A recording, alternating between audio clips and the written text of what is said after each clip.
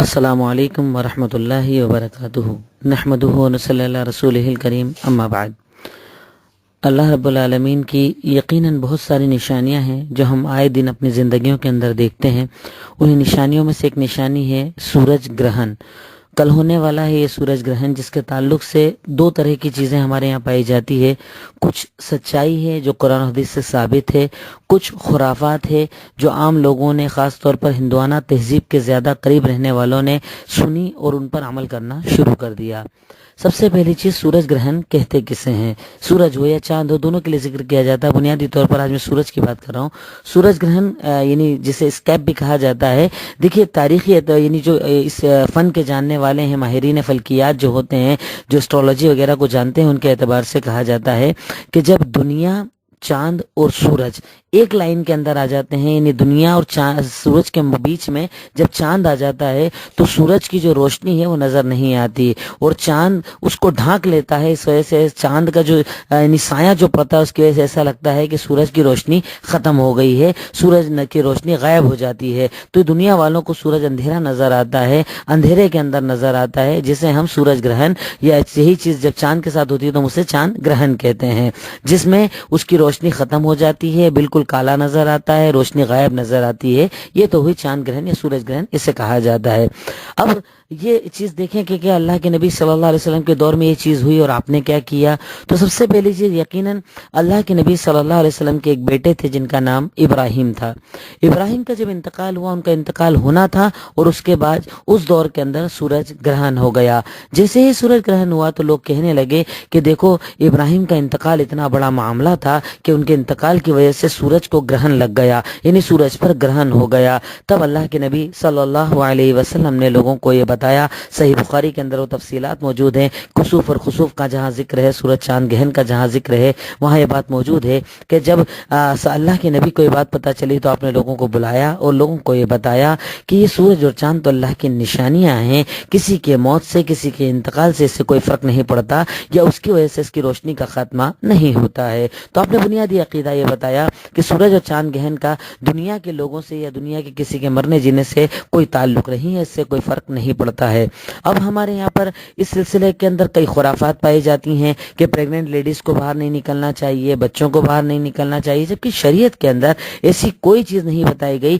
جو ایک مومن کو اس وقت نہیں کرنا ہے کہ آپ باہر نہ نکلیں، آپ یہ نہ کریں، آپ وہ نہ کریں۔ یقیناً ان کا ذکر موجود نہیں ہے، تو ہم مومنوں کو ان خرافات سے بچنا چاہیے، اپنے آپ کو ان چیزوں سے بچانا چاہیے۔ آپ کے سامنے کہیں کوئی یہ ذکر کرے تو انہیں آپ بتائیں کہ شریعت مطہرہ کے اندر ان چیزوں کا ذکر موجود نہیں ہے۔ اب کیا ہمیں کرنا ہے بھئی؟ جب سورج گرہن ہو، چاند گرہن ہو، تو ایک مومن کو کیا عمل کرنا چاہیے؟ تو ان اعمال کے اندر سب سے پہلی اور بنیادی چیز ہوتی ہے نماز کا قیام۔ ایک نماز جسے کسوف اور خسوف عربی کے اندر کہا جاتا ہے، چاند اور سورج گرہن کی نماز۔ یہ ایک نماز ہوتی ہے کہ جب آپ کے ہاں سورج اور چاند گرہن ہو تو فوراً آپ ایک عبادت کے لیے جائیں، ایک نماز کے لیے جائیں، جس کا ذکر صحیح بخاری، مسلم، ترمذی، نسائی، ابن ماجہ، تقریباً حدیث کی ہر کتاب کے اندر موجود ہے۔ اس کا طریقہ بتایا گیا کہ جب کہیں پر سورج اور چاند گرہن ہو تو وہ لوگ کیا کریں۔ خود اللہ کے نبی نے یہی عمل کیا کہ آدمی اسی وقت مسجد کے اندر جائے، با جماعت یعنی جماعت وہاں پر نماز قائم کیا جائے۔ یہ 2 رکعت نماز ہوتی ہے۔ اس کا طریقہ یہ ہوتا ہے کہ امام اللہ اکبر کہہ کر نیت باندھیں گے، سورہ فاتحہ پڑھیں گے اور اس کے بعد کوئی بہت لمبی سورت پڑھیں گے، یعنی اچھا لمبا قیام کریں گے، پھر اس کے بعد رکوع کے اندر جائیں گے، پھر رکوع سے دوبارہ کھڑے ہوں گے، پھر اس کے بعد دوبارہ قرات کریں گے، یعنی دوبارہ کوئی لمبی سورت پڑھیں گے، پھر اس کے بعد سجدے کے اندر جائیں گے، لمبا سجدہ کریں گے، پھر اٹھیں گے، پھر ایک لمبا سجدہ کریں گے، یعنی ایک رکعت کے اندر 2 رکوع ہوں گے اور 2 مرتبہ قیام ہوگا۔ پھر اسی طریقے سے دوسری رکعت ہوگی، دوسری رکعت کو بھی سیم اسی طریقے سے ادا کیا جائے گا۔ یہ دونوں رکعت ادا ہونے کے بعد ایک چھوٹا سا خطبہ ہوتا ہے جس میں امام اس چیز کی تفصیل بتاتا ہے، اللہ کا خوف بتاتا ہے۔ تو یہ تو ہوئی وہ عمل جو ہم مومنوں کو کرنا چاہیے جب بھی ہمارے یہاں سورج گرہن یا چاند گرہن ہو۔ اس کے ساتھ ساتھ وہ کچھ اعمال جو مومن کو اس وقت کرنا چاہیے، جو مومن کی زندگی ہونا چاہیے، جو مومن کا عمل ہونا چاہیے کہ سب سے پہلی چیز وہ یاد کرے کہ یہ سورج اور چاند اللہ رب العالمین کی نشانی ہے۔ اللہ کے نبی نے خود ارشاد فرمایا کہ یہ قمر یعنی سورج اور چاند ہے آیتان، اللہ رب العالمین کی نشانیوں میں سے ایک نشانی ہے، لا یخسفان لموت احد ولا لحیاتہ، کہ یہ کسی کی موت اور زندگی سے ایسا نہیں ہوتا ہے کہ یہ غائب ہو جائیں، ان کی روشنی ختم ہو جائے، یہ اللہ تعالیٰ کی نشانیاں ہیں۔ تو اس وقت میں ایک مومن یہ بات یاد کرے، اپنے بچوں کو بتائے، بیوی اہل و عیال کو بتائے کہ دیکھو اللہ کی نشانی کتنی بڑی ہے، اللہ تعالیٰ کی طاقت اور قدرت کتنی بڑی ہے، کیسا یہ معاملہ ہے کہ اللہ کی نشانیاں ہیں، اللہ نے چاہا تو چمکایا، اللہ نے چاہا تو ان کا نور چھین لیا۔ تو ایک چیز تو ہم یہ یاد کریں جس کو اللہ کے نبی صلی اللہ علیہ وسلم نے صحیح بخاری حدیث نمبر 1044 کے اندر بتایا بھی ہے کہ جب کبھی سورج اور چاند گرہن ہو، سب سے پہلے آپ نماز پڑھیں، نماز پڑھنے کے بعد فدعوا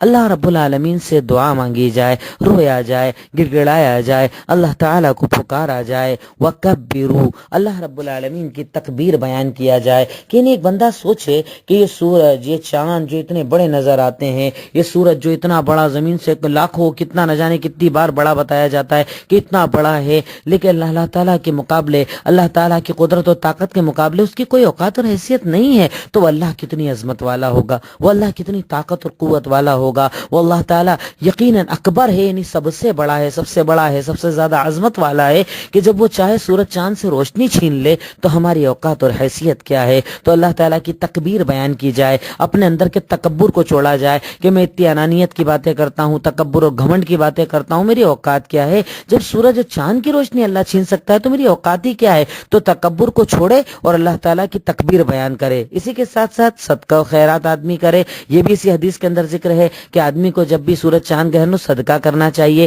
خیرات کرنا چاہیے۔ کیوں؟ کہ اللہ تعالیٰ اس کی نیکیوں کو قبول کر لے اور اس کے گناہوں کو معاف کر دے۔ اسی کے ساتھ ساتھ فافزعوا الی ذکر اللہ، کہ اللہ کے نبی صلی اللہ علیہ وسلم نے کہا کہ جب بھی سورج اور چاند گرہن ہو تم کس چیز کی طرف دوڑو؟ اللہ کے ذکر کی طرف، کہ آپ اللہ کا ذکر کریں، سبحان اللہ، الحمدللہ، اللہ اکبر، لا الہ الا اللہ، محمد الرسول اللہ، ایسے اذکار کیجئے، اللہ تعالیٰ کا ذکر کیجئے، اللہ تعالیٰ کو بہت زیادہ یاد کیجئے کہ اللہ تعالیٰ طاقت تو تیری ہی ہے، قدرت تو تیری ہی ہے، سب کچھ تیرا ہے، یہ دنیا تیری، یہ آسمان تیرا، یہ زمین تیری، یہ سورج اور چاند اور ستارے تیرے، ہماری کیا اوقات اور ہماری کیا حیثیت۔ اسی کے ساتھ ساتھ توبہ اور استغفار کرے، خوب روئے، گڑ گڑائے، اللہ تعالیٰ مجھ سے گناہ ہوئے، مجھ سے خطائیں ہوئی، وہی ہو سکتا تھا کہ یہ دن ختم بھی ہو جاتا، ہو سکتا ہے آج قیامت بھی قائم ہو جاتی، جس نے کچھ دیر کے لیے سورج کی روشنی کو چھینا وہ ہمیشہ کے لیے بھی چھین سکتا تھا، قیامت بھی قائم کر سکتا تھا۔ تو اللہ تعالیٰ میں تجھ سے توبہ کرتا ہوں کہ میں موت کا انتظار کرتا ہوں ہمیشہ توبہ کے لیے کہ جب بڑھاپا آئے گا تب توبہ کر لیں گے، ابھی تو گناہ کر لو،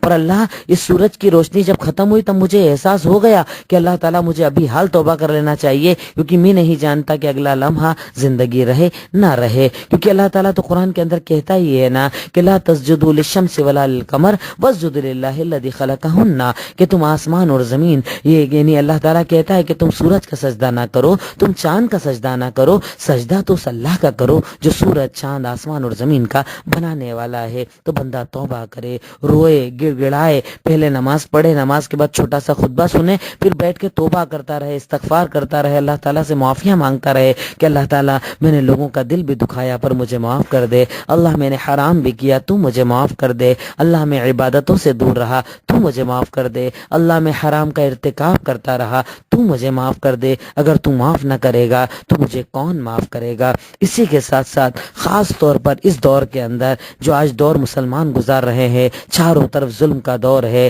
ظلم کی سیاست کا دور ہے، نفرت کی سیاستوں کو عام کیا جا رہا ہے، اس دور کے اندر جب مسلمان ڈرا ہوا ہے، عجیب سی گھبراہٹ میں مبتلا ہے، کل نہ جانے کیا ہوگا، آگے آنے والا دور کیا ہوگا، اس دور کے اندر یہ سورج گرہن ہم لوگوں کے لیے ایک نشانی لے کر آیا ہے کہ ہم اس دور میں، ہم مومنوں کی یہ ذمہ داری ہے کہ ہمارا عالم امت کو بتائے، ہمارا باپ اپنی اولاد کو بتائے، ہماری ماں اپنے بچوں کو بتائے کہ دیکھو طاقت تو صرف اللہ کی ہے. یہ ظالم جو اتنے بڑے بڑے دعوے کر رہے ہیں نا، یہ فرعون، نمرود اور شداد سے بڑے دعوے کرنے والے نہیں ہیں. انہوں نے تو اللہ ہونے کا دعویٰ کرا تھا، پر اللہ نے جب انہیں برباد کر دیا تو ان کی کیا اوقات اور حیثیت ہے؟ کیا ان کی اوقات ہے ظلم کرنے والوں کی؟ وہ اللہ جو سورج سے روشنی چھین سکتا ہے تو ان سے حکومتیں، ان سے طاقتیں، قوتیں چھیننا کون سی بڑی بات ہے؟ جس نے ظلم کیا اللہ نے ظالم کو برباد کیا. جب فرعون نے موسیٰ پر ظلم کیا، حضرت موسیٰ کے مقابلے میں فرعون کو اللہ نے ڈبا دیا. جب شداد نے ظلم کیا اللہ نے زمین میں دھسا دیا، بڑی بڑی سپر پاور کو ختم کر کے رکھ دیا. تو یہ ظلم باقی نہ رہے گا، یہ ظالم باقی نہ رہے گا. اور الحمدللہ ہم تو اس ملک کے اندر رہتے ہیں کہ جہاں ہم دیکھ رہے ہیں کہ آج چاروں طرف محبتیں بڑھتی چلے جا رہی ہے. یہ نفرت کی سیاست کر رہے ہیں، پر آج ہمارے لیے، ہمارے حق کے لیے ہر طرف سے ہمارے غیر مسلم بھائی ہمارے ساتھ کھڑے ہیں. تو اس دور کے اندر یہ سورج گرہن ہمارے لیے کئی نشانیاں لے کر آیا ہے. کل کے دن جب یہ سورج گرہن ہو، ہم خوب روئیں، گڑ گڑائیں اور اللہ تعالیٰ سے دعائیں مانگے کہ اللہ تعالیٰ تیری طاقت ہے، تیری ہی قوت ہے، تو ہی اکبر ہے، تو ہی طاقت اور کبریائی والا ہے. ہو سکتا ہے ایک لمحے کے لیے ہمارے دلوں میں کوئی بات آ گئی ہو، ڈر آ گیا ہو، پر اب ہم اس سورج کو جب روشنی کو ختم ہوتا ہوا دیکھ رہے ہیں تب ہمیں یقین آ گیا ہے کہ قدرت اور طاقت صرف تیری ہے. تو ہی عظمت والا ہے، تو ہی اس پوری کائنات کا بنانے والا ہے. اللہ اگر ہم تیرے ہو جائیں گے نا تو دنیا کی ہر طاقت سے تو ہمیں بچائے گا، ہر ظلم سے تو ہمیں بچائے گا، ہر تکلیف سے تو ہمیں بچائے گا. تو ہم کل کے دن رو کر گڑ گڑا کر اللہ تعالیٰ سے یہ دعا مانگیں گے اور انشاءاللہ بہت زیادہ اللہ تعالیٰ سے یقین رکھیں گے کہ اللہ تعالیٰ اس ظلم کے دور کا بھی خاتمہ کرے گا اور دوبارہ ہمارے ملک کے اندر انشاءاللہ امن و امان قائم ہوگا، محبت کا ماحول قائم ہوگا. وہ ملک کے جہاں پر ہمیشہ ہر قوم محبت کے ساتھ رہی، ایک دوسرے کے ساتھ اپنی محبتوں اور چاہتوں کو بانٹا، ویسا ہی یہ ملک دوبارہ انشاءاللہ ہوگا، ضرور ہوگا. تیری مدد ضرور آئے گی انشاءاللہ. جزاک اللہ خیر. السلام علیکم ورحمۃ اللہ وبرکاتہ.